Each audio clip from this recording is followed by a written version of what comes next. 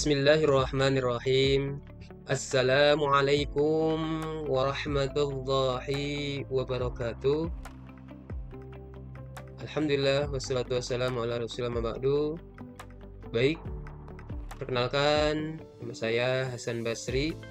Di sini saya akan menyampaikan materi perkuliahan mata kuliah Bahasa Arab. Kali ini saya akan membawakan tentang materi pada bab atau bagian tentang kalam dan pembagiannya.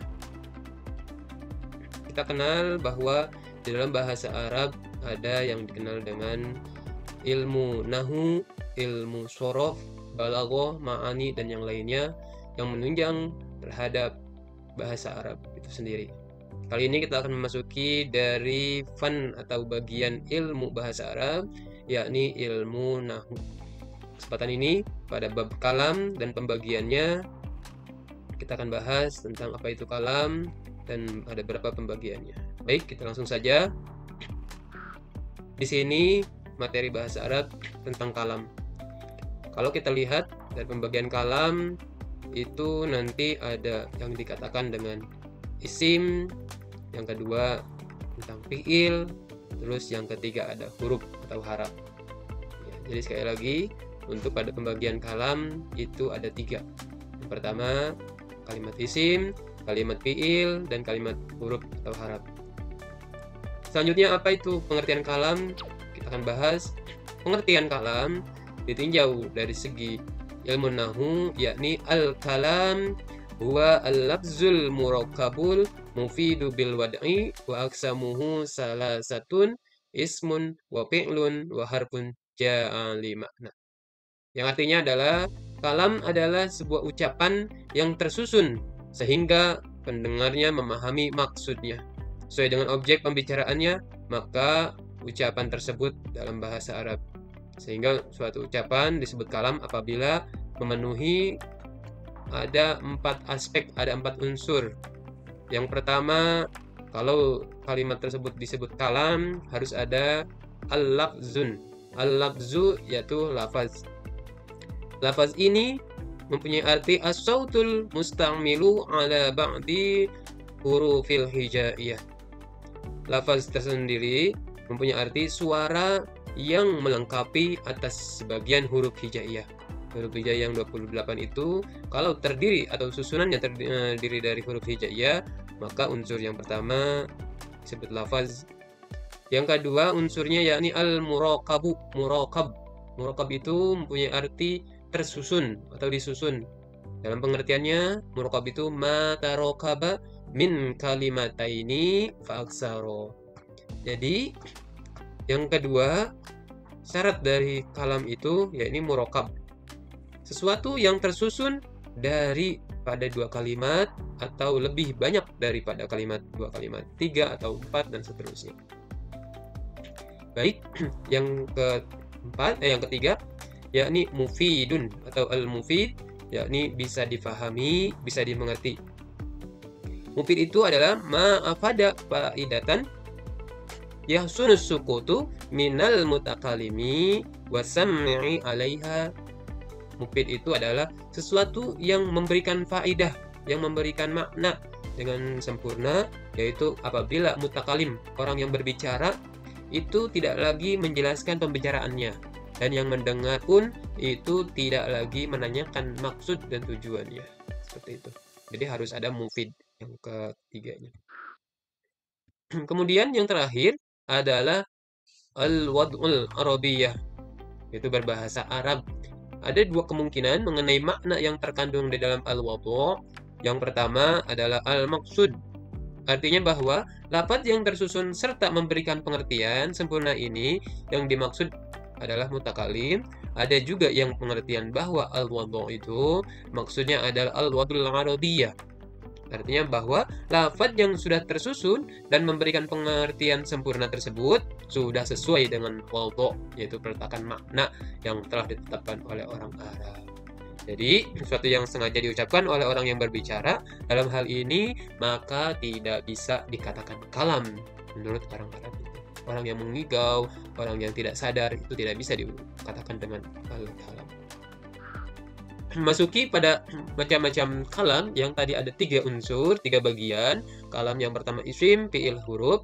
Kita akan bahas satu-satu, yakni al-ismun. Al-ismu itu yakni pengertian isim.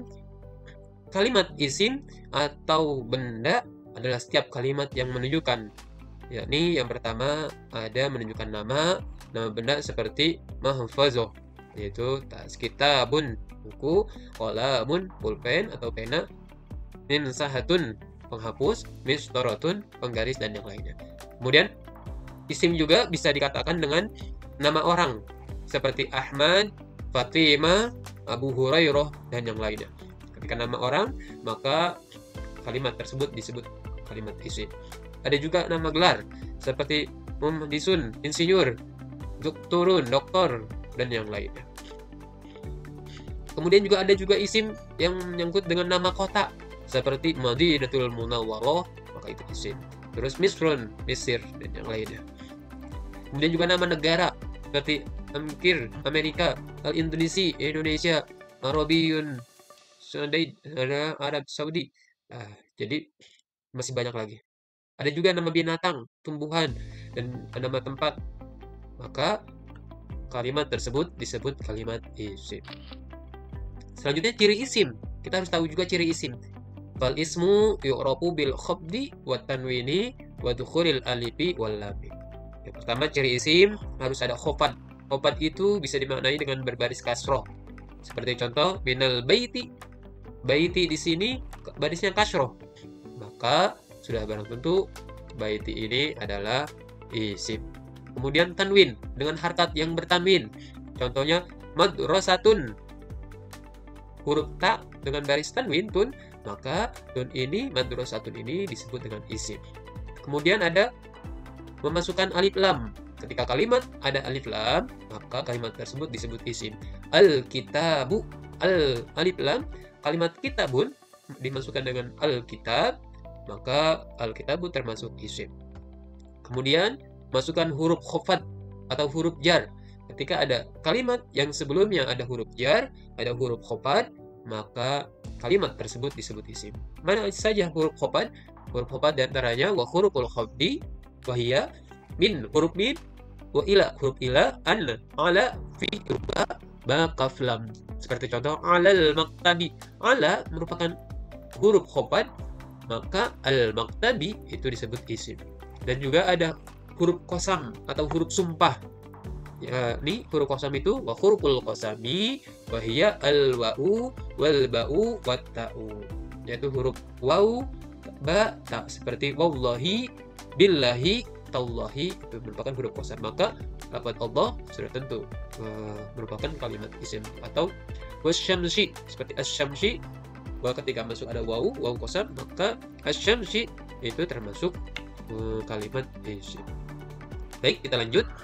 Kalimat fi'il. Pengertian dari kalimat fi'il adalah setiap kata yang menunjukkan pekerjaan pada waktu tertentu. Jadi bedanya dengan kalimat isim, kalau kalimat fi'il ada keterangan waktu tertentu. Seperti contoh, zahaba. Zahaba itu mempunyai arti telah pergi. Yazhabu, maka pengertiannya sedang pergi atau akan pergi. Dakhala, masuk, mempunyai arti dakhala itu telah masuk. Kalau yadkhulu, akan atau sedang masuk, dan yang lain. Selanjutnya ciri-ciri dari fi'il yaitu al-fi'lu yu'rafu biqad wasini wasaufa wa ta'nisis sakin. Jadi ketika fi'il, kita mengetahui fi'il, ciri-cirinya yaitu yang pertama ada huruf qad. Qad mempunyai arti bahwasanya. Seperti contoh qad aflaha, qad qamati. Ya, maka huruf setelah qad itu termasuk fi'il. Seperti qad aflaha, maka aflaha itu fi'il. Terus sin, saya'lamun, maka ya'lamun itu termasuk fi'il. Saufa, saufa ta'lamun, seperti dan yang lainnya. Tanis yang sakinah, yang sukun, biasanya merupakan pelaku perempuan. Seperti dorobat, dorobata, dorobna, dorob, itu bisa tanis yang sukun. Kemudian yang terakhir, bagian dari kalam, yakni ada yang disebut dengan huruf. Kalimat huruf atau keterangan, kata keterangan, yakni al-harfu wal harfu ma la yasluhu ma'ahu dalilul ismi wala dalilul fi'li. Yang punya arti, adapun huruf adalah lafaz yang tidak disertai dengan tanda-tanda atau ciri-ciri isim dan juga tidak ada tanda ciri-ciri fi'il. Ketika tidak ada tanda isim, tidak ada tanda fi'il, maka kalimat tersebut adalah huruf. Kalimat huruf adalah kalimat yang tidak memiliki makna tertentu, kecuali harus disandarkan pada kata lain, baik itu kata benda, kata isim, ya seperti contoh bin. Bin itu dari. Kalau kita membuat kalimat, maka seperti contoh ana akhruju minal baiti, yang artinya saya keluar dari rumah. Kemudian huruf yang lain ila, ke. Contoh kalimatnya wa yusallimul kitab ilal ustazi. Dia menyerahkan buku ke gurunya. Kemudian contoh yang lainnya fi, dalam contoh kalimatnya taqra'ul Qur'an fil masjid. Taqra'ul Qur'an, Anda membaca Al-Qur'an dalam masjid. An itu mempunyai makna dari. Contoh kalimatnya yas'alu syahidun anil syahriyah. Syahid menanyakan tentang infak bulan. Kemudian ala, ke atas. Kalimatnya qama at-talamizu 'alal balad, para siswa berdiri di atas lantai. Bi itu bisa dikatakan oleh. Contoh kalimatnya ana aqtaul tufha bil sakin. Saya memotong buah apel dengan bisaki, dengan pisau.